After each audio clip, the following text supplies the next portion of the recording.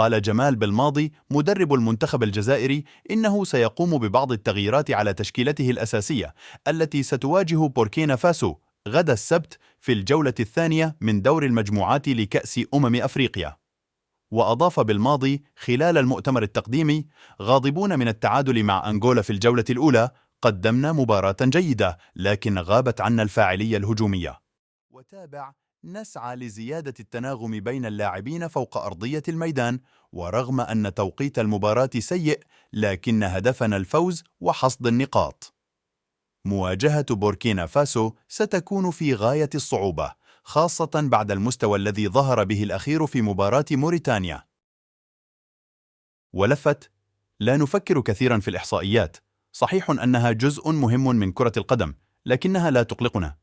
وأوضح بالماضي: عندما تسألونني عن رياض محرز أقول لكم إنه عرضة للانتقادات منذ زمن بعيد. وشدد: محرز بطل أوروبا مع مانشستر سيتي ويقدم أفضل ما لديه مع المنتخب الوطني، لكنه دائما يتعرض للانتقادات. وأتم: من ينتقدون محرز معروفون في الجزائر، ولكن كل ما يفعلونه مجرد زوبعة فنجان، فنحن منشغلون بالعمل والانتقادات لا تؤثر علينا.